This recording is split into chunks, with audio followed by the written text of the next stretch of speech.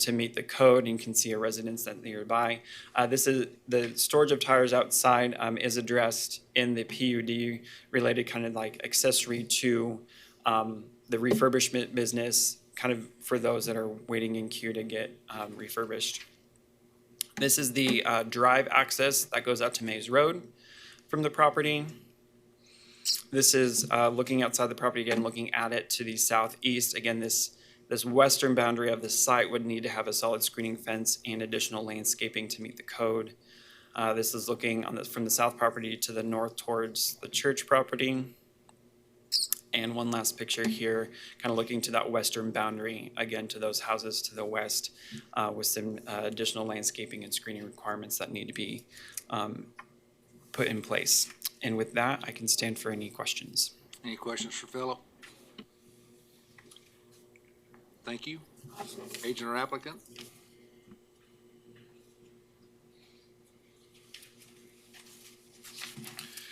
Good afternoon, Brian Lidback, 411 North Webb Road, MKC Engineering on behalf of the owner and applicant.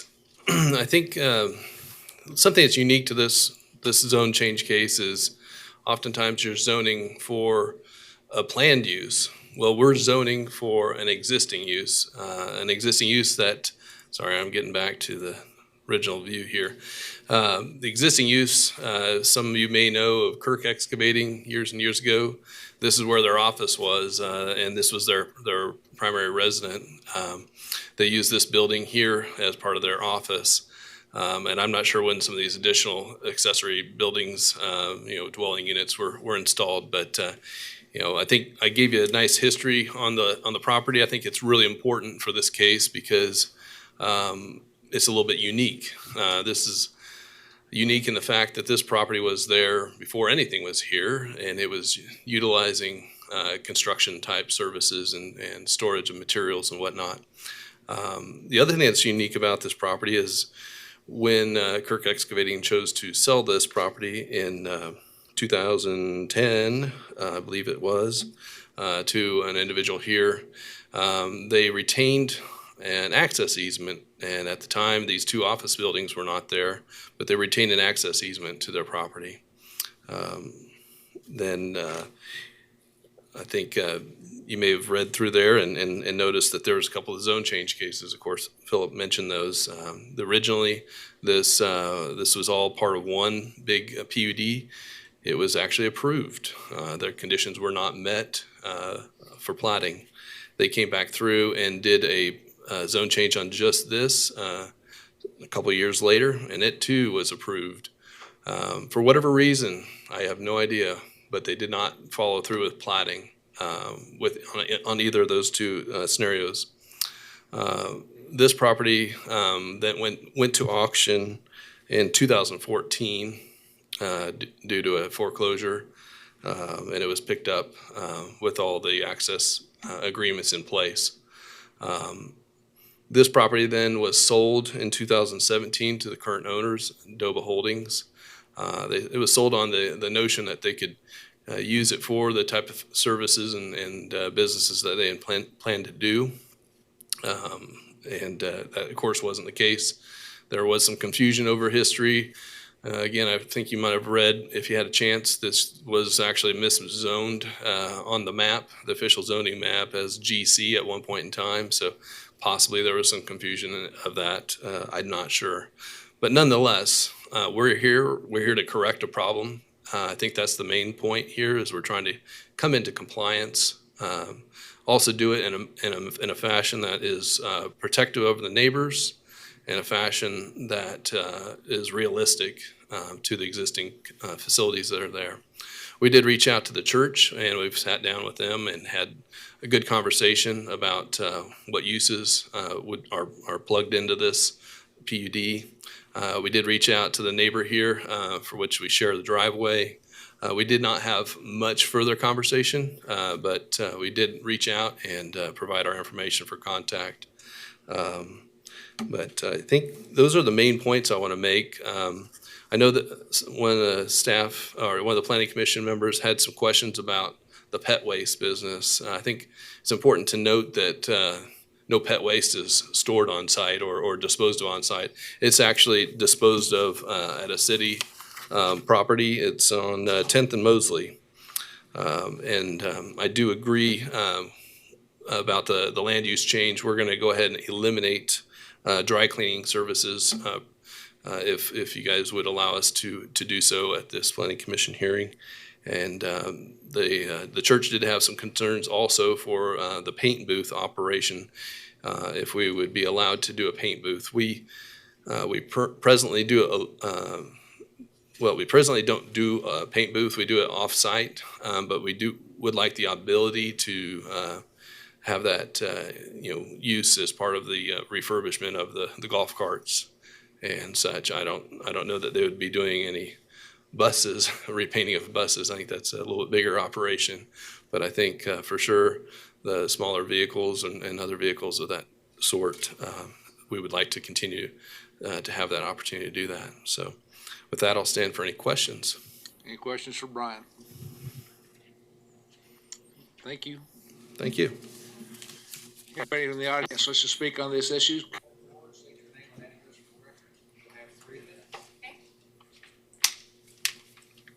Good afternoon. My name is Amber Hemmen. My address is 1905 North Mays. I live in this property right here. We moved in 2015. First off, I do want to say that Brian and Lynette both did come over and contact me after working.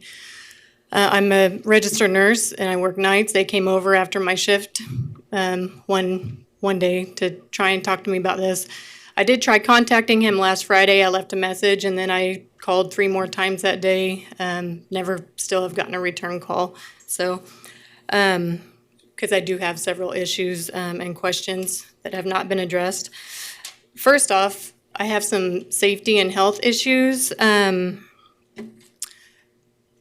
We're unsure. I mean, there's different businesses that are going on over there, such as a concrete business that rents out this small building here and then they park back here. And we don't know if they're dumping anything or if the pet waste is actually dumping anything. My husband and I have seen some of the pet waste with bags and things on the back that are dropped off over near this building. So my problem with that is our home was built in 1968, so we're on a private well, which is used for drinking and cooking with. So I'm not sure if any carcinogens or contaminants are leaking into the ground that we could be consuming. Also, let's see here.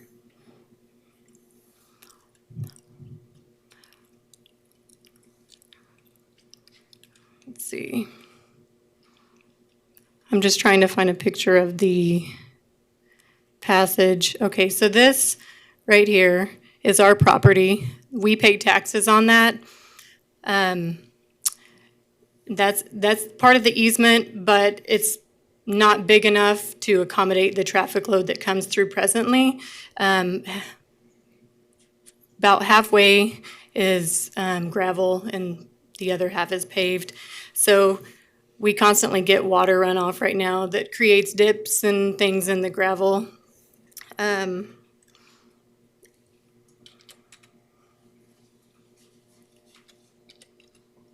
Okay.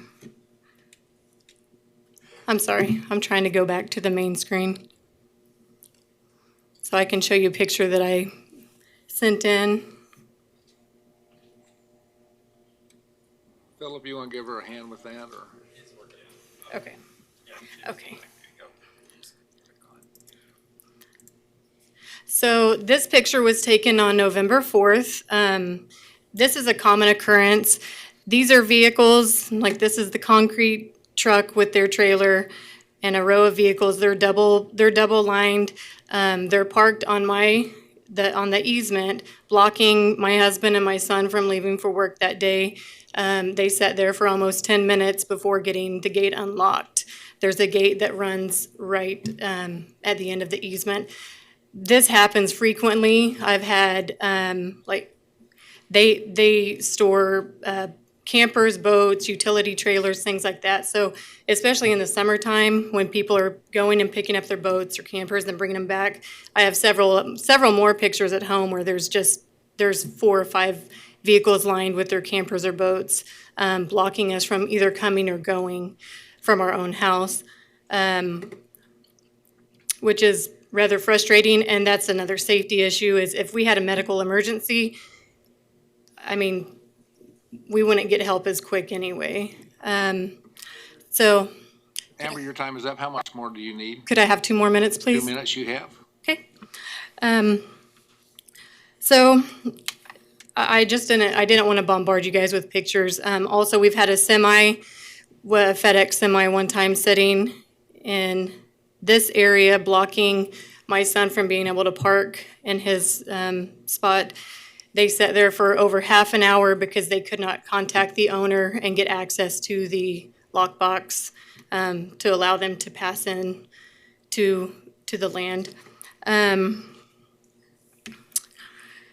I'm in my line of work, ethics and transparency is always a must. I feel like it's lacking here, because to go from the zone where we are right now down to a PUD, that's leaves this case open for several things to be done. And I'm just unsure of what other plans they have that they're just not stating. But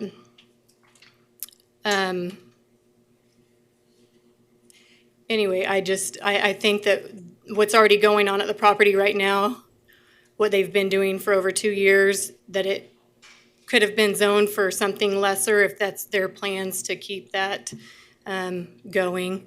So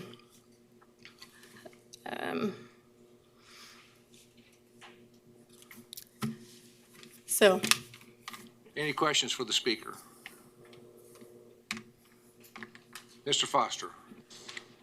I'm curious, and I apologize if you already stated it. When did you purchase your property? Was it before the current owner or after the current owner? it was prior to the current owner, which actually when the land came up for sale, we contacted Mike Kirk, who was selling it, and I actually called the city to see what it was zoned for and what we would be able to use the land for. And since I was informed that it was residential with just the few, the few grants that have been accessed or approved years ago for like agricultural use and things, we just decided not to purchase it. So, Any additional questions? Thank you. thank you. Any other speakers? Yes, come to the microphone, please. You will have 3 minutes. State your name and address for the record.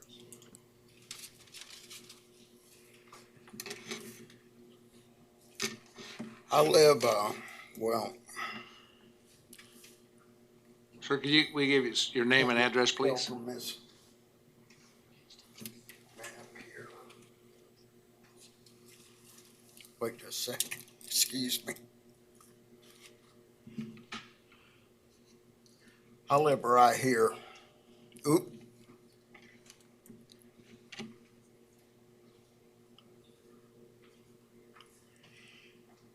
Right there.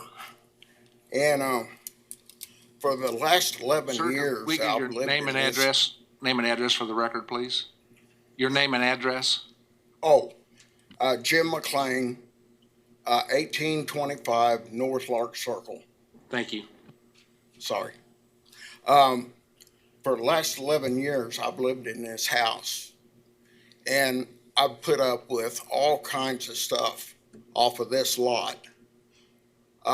We get dust and dirt in our house. You know, our system must suck it in somehow, but they're constantly going in and dumping dirt or I don't know what chemicals they're bringing in there. But also the dump trucks that back into this area, they'll back up and they'll slam those tailgates shut. I don't know if you guys have ever heard a dump truck tailgate, but it gets irritating, the noise that comes out of this area. And our housing development area right in there is real quiet. But due to this lot has been a residential lot that's been used for commercial, and right now it looks like a junkyard. They've got vehicles parked all up and down the fence, and most of the houses in this area are two-story houses. And when we look out our second story, this is what we see as a bunch of junk. Mike, could you speak into the microphone, please? We're having a hard time hearing you. Speak into the Oh, microphone. I'm sorry. All I see is a bunch of junk, in this area. Right now they have, motor homes, cars, all parked in a line. And if they're not hauling dump trucks and tractors in and out of this area, day and night. So I don't really understand how they're getting away with this. If I would take and park vehicles all over my yard, the city would do something about it. But this being a residential area is no different than my house. And I would just like to add that this area is nothing but dirt. And every time a truck comes in and out, they stir that dust and dirt up, and it blows right over the residential area. Okay. Any speakers? Any questions for the speaker? Thank you. Anybody else in the audience wish to speak on this issue?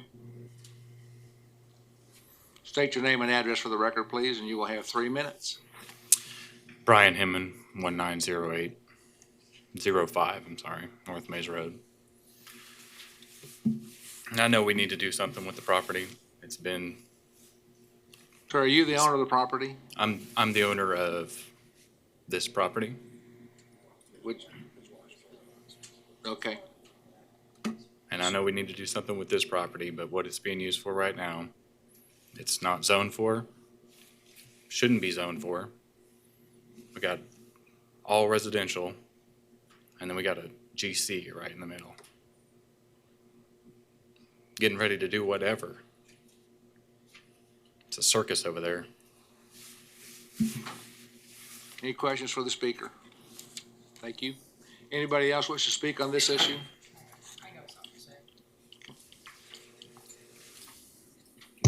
My name's Gordon Kirkbride. I live at 1824 North Lark Court. That is right here. And I don't see a lot of the property. I do have a two-story, and I can look over there, and they have had a trailer over there that they used to run equipment in and out of. I do notice that I've got a nice family of skunks come over into my area, and possums, but I never noticed that before. So I just thought I'd pass that on, that I do have this problem now. So keep it in thought. Thank you. Questions for the speaker? No? Thank you, sir.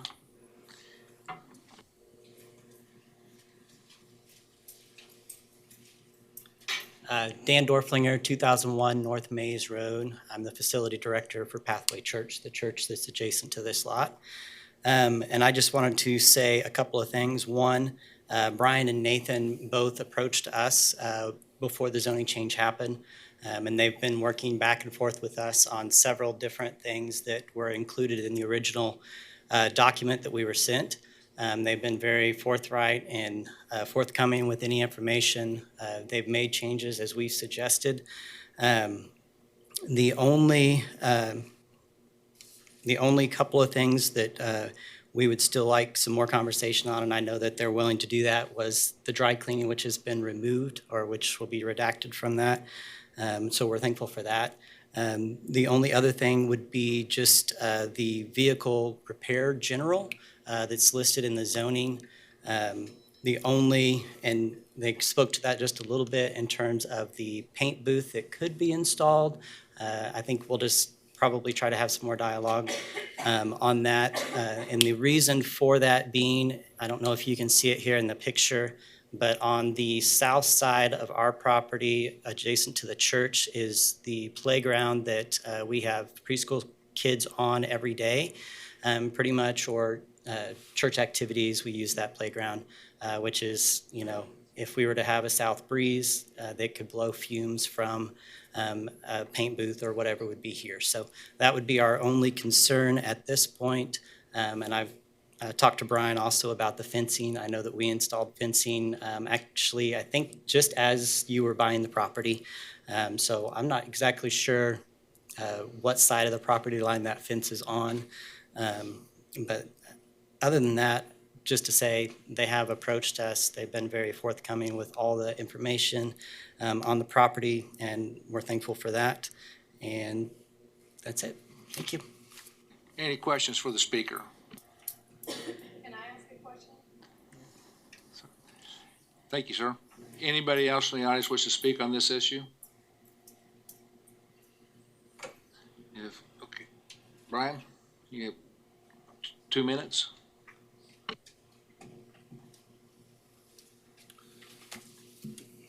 We'll try to be concise here.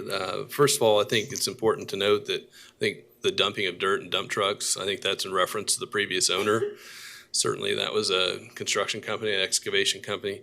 An excavation company is not operating here now, nor have there been any dump trucks on this property for over 5 years. So that's important to note. The owners are diligently trying to clean up the property. It was left as is from the contractor when they purchased it, so it's a big undertaking. They do store vehicles, like I was mentioning earlier, inside the barn here. Some of those RVs, and that's why we're trying to restrict the northern part on the PUD for those type of uses to being good neighbors. I think there was just some concern about the traffic that comes and goes from the property. I did speak with the owner about this because this was a concern of mine. There's very little traffic running in and out of here, believe it or not. The construction company comes and goes maybe twice a day. The pet business, they come here in the morning. They meet up and then they go out to do their job. They dump their waste off-site. They don't bring it back, and they deliver the trucks back to the site at night. So then they leave from the business there. The golf cart business and the bus business is a very probably low volume business. I think that picture spoke to a unique situation where someone didn't have the key apparently to get in. I think what we'll do is we'll look at having some sort of remote access at some point in time so that people would be able to get in with like a garage door opener of some sort. So hopefully that Brian, helps your you. Time has expired. Questions for the speaker? Mr. Richardson. So, Brian, looks like one way maybe this access problem could be solved is if the owner would move his fence and gate so there were, 20 or 30 feet of parking on his own land while they're waiting for the gate to be opened, sort of an inset there. Right now, I think the gate's right on the property line, is it not?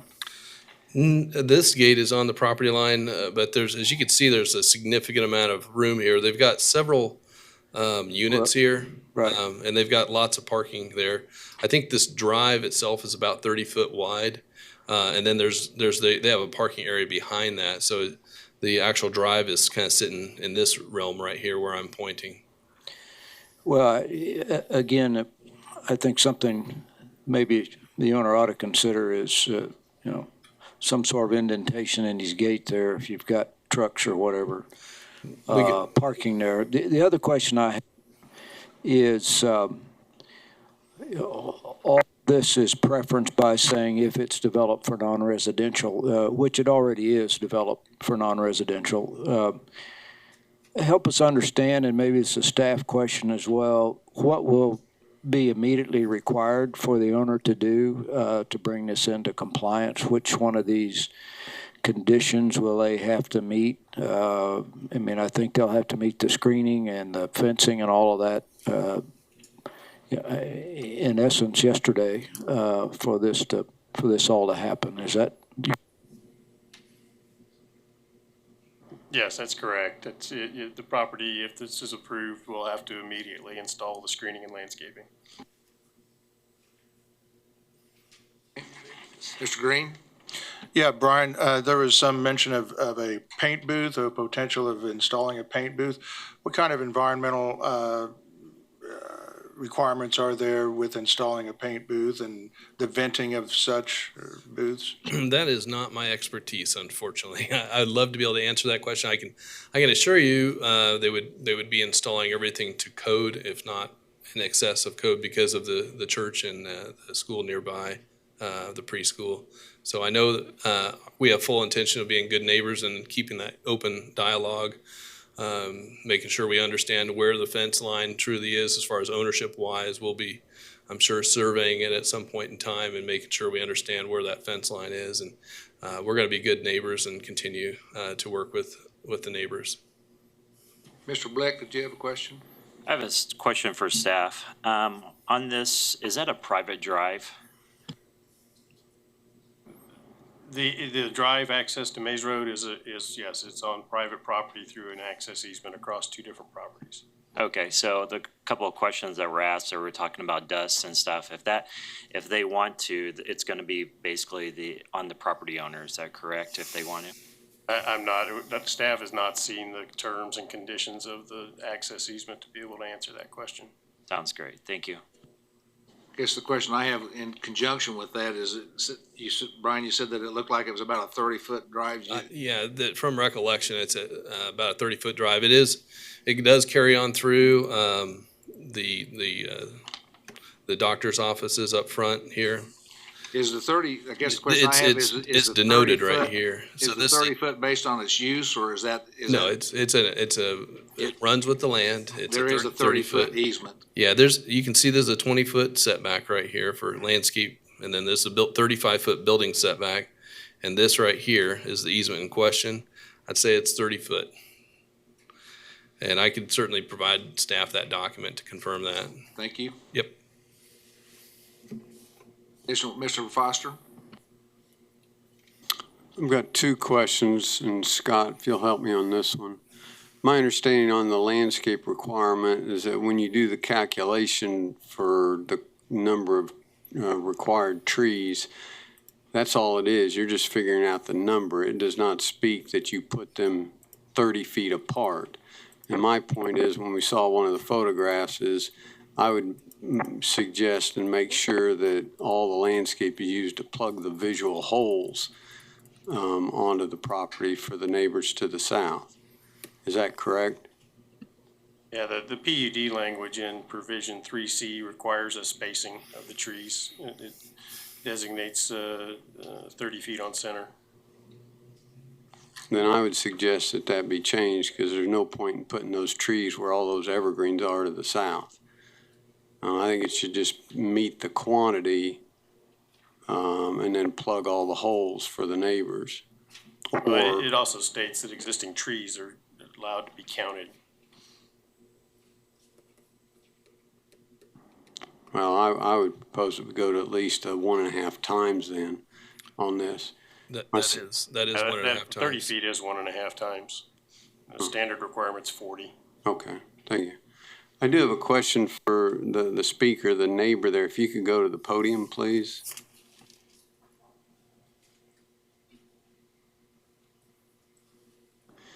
If you would, again, I think one of the issues here is landscape intensity, and frankly, I don't have a good understanding. It seems like a mixed bag of what's going on there. So if you could speak to what you've witnessed in terms of what are the uses going on today?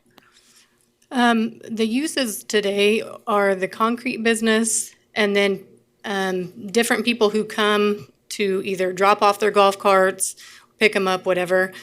People who store campers, boats, utility trailers, and they're not just stored in this building. They're stored all along here and here, along with other trash. And then there's the waste disposal, the scoop and do, which is the dog waste disposal. And I'm really unsure of what else is going on, but when Mr. Lindebach said that the traffic is minimal, I would like for him to come stay at our house for a week and see how much traffic goes on any time of the day. It's Monday through Sunday, anytime. I've seen traffic over there as late as 11 o'clock at night. When you're renting out spaces for campers, trailers, utility trailers, they have access to that at any time. So it's not as limited as what it's being, that it's being presented. On the concrete business, do people come and pick up concrete and haul it off, or are they taking trucks in and out of there for concrete deliveries? I'm honestly not sure. We see different people who go. Sometimes they park the concrete truck and trailer there, and then sometimes they don't. There's also a speed limit sign that's posted up here by the doctor's office for 10 miles an hour. However, like the concrete trucks and different vehicles that go through are clearly going well over 10 miles an hour, and it does create a lot of dust and things too. There's been cases where either myself or one of my boys or my husband has tried backing up, and then we've nearly been ran into by vehicles that are either coming or going. And this is just my husband and my 3 kids and my granddaughter live in this home, and then this is a detached garage. So if there's going to be a paint booth too, it's not just going to affect the church and the playground, because my yard is a playground for my kids and my granddaughter as well as with these homes. On the road to the south, what's your understanding of who is required to maintain that and who shares in the cost of repairs or paving? We're unsure at this point. The only document that I've been able to retrieve from the county records was written in 1986, and we've actually already spoke with an attorney. It's so vague, he's unsure too of who is supposed to maintain it. We do pay the taxes on it, and it's not 30 feet wide, as was mentioned. The part that was shown behind my son's vehicles, when cars are parked there anyway, it's blocking our access. I mean, we still can't either come or go when people are parked there, which is common. Thank you. Thank you. Joe Johnson had a question, looked like, and then Ms. Miles. My question was, I couldn't remember which one of the speakers talked about all the trucks coming in and out, which was not what we heard from the presenter. Who made that statement? Okay. Is that correct? Yes. Ms. Miles? Thank you. Could I add to this? Let me go ahead and talk to him first. Go ahead and answer the question, sir. A business like this belongs out away from a residential area, not right next door to it. And all the dust and dirt from these vehicles going in and out, it's just it constantly drifts over into our neighborhood. And then we have all the noise from the vehicles slamming, maybe they're not tailgates, but they're, the ramps that's used on trailers, slamming them down on the ground, picking them back up, slamming them. I'm sure you guys wouldn't want this next door to your house. Okay, I understand what you're saying. Let me ask another question. Maybe you know the answer to it. What's the surface material on that property? It's nothing but dirt. There's no grass, there's just dirt. Thank you, sir. Mr. Miles?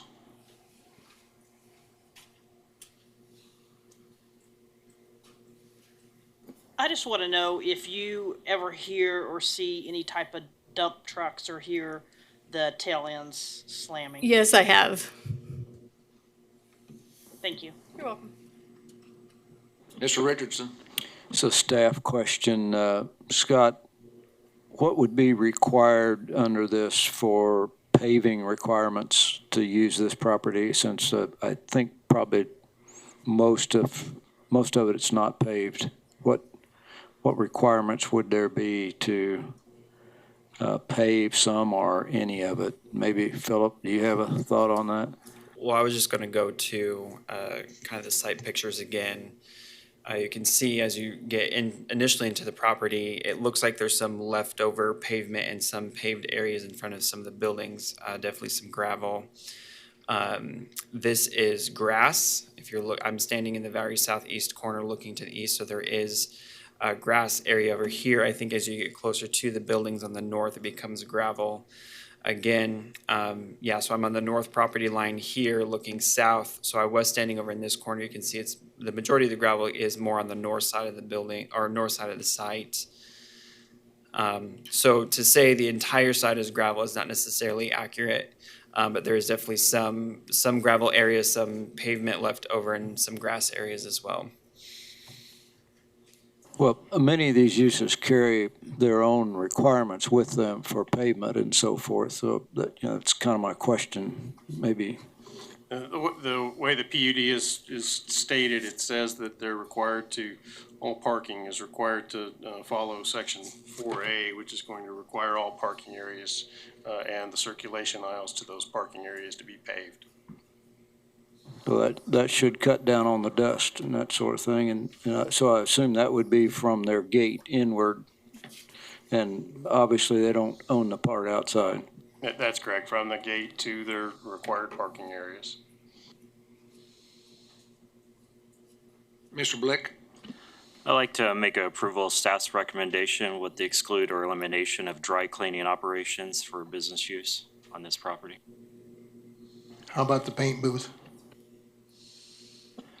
I think the paint booth is, if they're gonna put it in, the city really puts restrictions over filtration systems and everything. I've seen a couple of paint booths that if they do it, they have to have all those restrictions per city code, if I'm correct by staff. We have a motion. Is there a second to that motion? Seeing none, that motion dies for lack of a second. I'm going to follow that up with a motion to deny. Is there a motion to deny? Is there a second to that motion? That motion dies for lack of a second. Mr. Foster?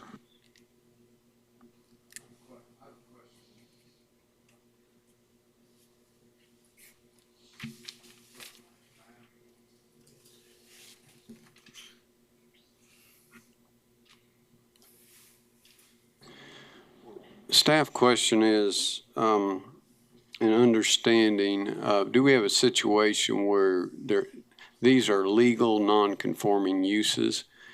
I'd like to understand the extent of non-conformity for the existing condition. The uses that are used on this property were established without conformity to the zoning code. The zoning code allowed a excavation business through the conditional use. These other uses, the storage of trailers, the body shop, those sorts of things were all established without conformity to the code. I'm going to weigh in just a little bit. There's some things that are concerning to me. One of them, and that it's difficult to do because the applicant does not own the entrance, but the entrance is the problem to the neighbors, is that for my approval, would want to see that the applicant pave or concrete the entrance because of the dust that is being brought into there. The other thing would be a requirement that signage be put in that there would be no parking or blocking of the properties that if they come in that area, they've got to get on the applicant's property and not stay in that easement situation. I think that's not right that they can block somebody else from that situation. It's an access road. It's not a parking situation, so that should not be allowed. Mr. Blick? So a question I have is, since it is a private drive, the property owner that's adjacent, they own the property, they're paying taxes. Are they responsible for that? So if we're saying that, are we telling the applicant to pave somebody else's property? Let staff answer that. I defer to law, but I think if you believe that is a necessary condition to make this particular use work, that is acceptable. I mean, it's not a public road, but you could require them as part of the approval of the PUD that they pave the access point, unless Sharon tells me no. I don't know that I have enough information to answer that question without seeing what the terms of that easement were. And you indicate that we don't have that document. Is that right, Scott? So I don't know that we can put a condition on that would be contrary to whatever that easement says. I guess all I would follow up with is if you approve it that way and they can't do it, then they're dead. I mean, the zoning approval is not valid. Mr. Miller, I apologize, but we would be agreeable to paying for our share, our half of the driveway. I don't think that's an issue. What is your half? Our half of the ownership of the drive, the main, well, we do own an easement for it, so we do own that. Doesn't ownership also mean that you pay taxes on it? That is not how an easement works. An easement works completely different from that. So can we require also that there's not a gate where the properties join, that it has to be left open where the gate opens up, say deeper, 20 feet onto their property, so there's absolutely no waiting, blocking them in? Yes. That's a reasonable requirement, sure. Mr. Hartman?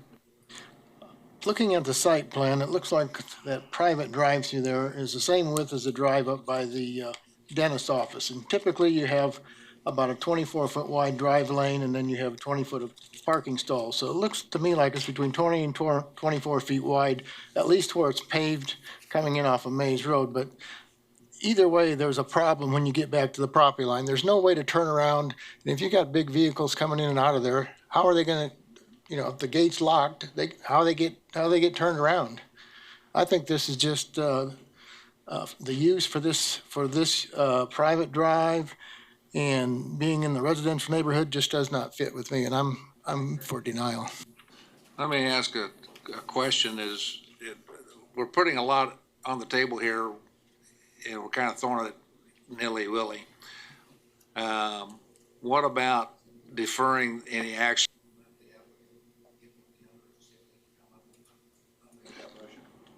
I'll make that motion. I'll second it.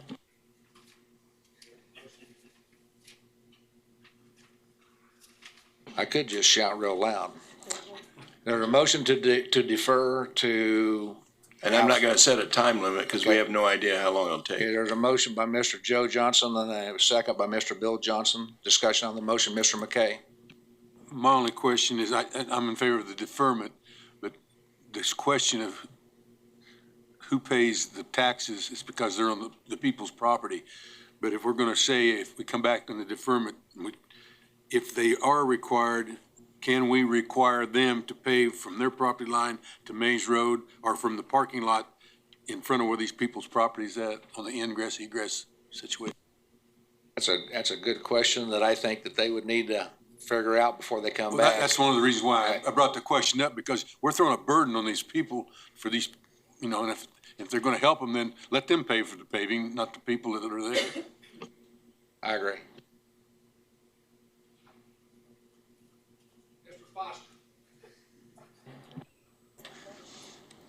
I'm just going to throw out a couple observations. One is, this is very tough to decide in the sense that if you deny it,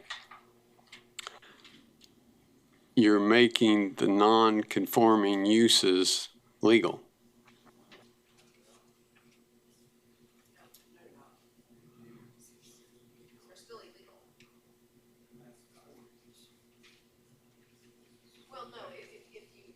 If you deny the rezoning or the clarification, then staff would be, I would assume, directed to deal with those uses because they don't conform with the current code. Okay, but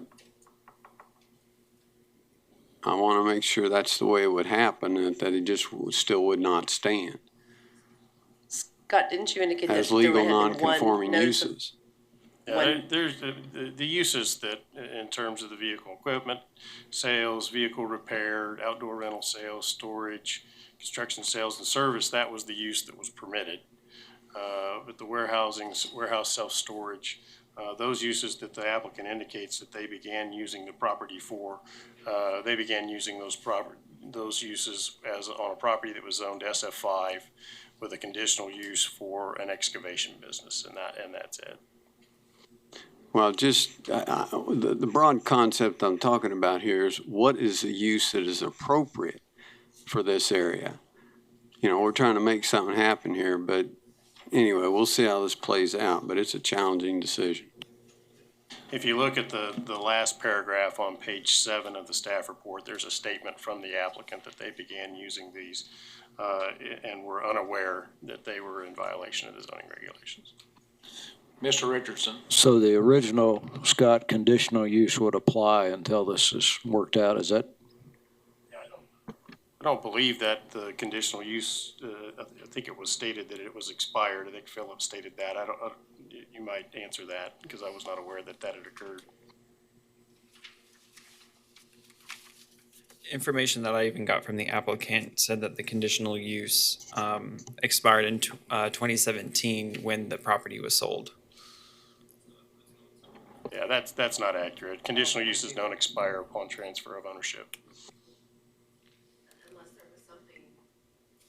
Unless there was something written into the conditional use that we don't know about. But Scott's right, generally a transfer doesn't get rid of the zoning. Conditional use goes with the property is our understanding, so. Dan? Go ahead. This is a really old conditional use, and it was in the county, so it was under the county zoning ordinance or resolution as opposed to the city. It's possible. At any rate, to answer your question, if the uses are illegal today, by delaying or denying this is not going to make them legal. And the conditional use was granted in 1973, and I'm pretty sure it has changed hands more than once since the property was acquired in 2017. So I doubt it was worded that way. Yeah, we have a motion before the floor. Is there any discussion on that motion? Can I ask a question? This property backs up to the church, is that correct? Would it be feasible for them to also talk to the church about access to the property? I just throw that out. We have a motion and a second. Those in favor of the motion signify by the raised hand. Who's opposed? Passes 12-1 or 13? How many we got? 12-2?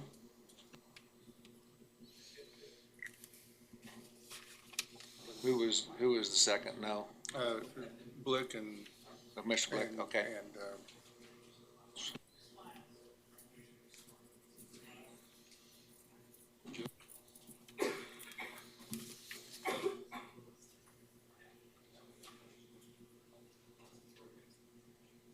Okay, Come on, Dan. what item are we on now? That was 4-2? That was 4-2. So we're now here at 4-3?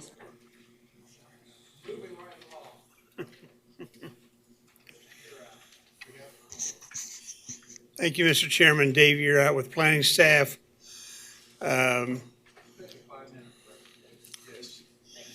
Okay.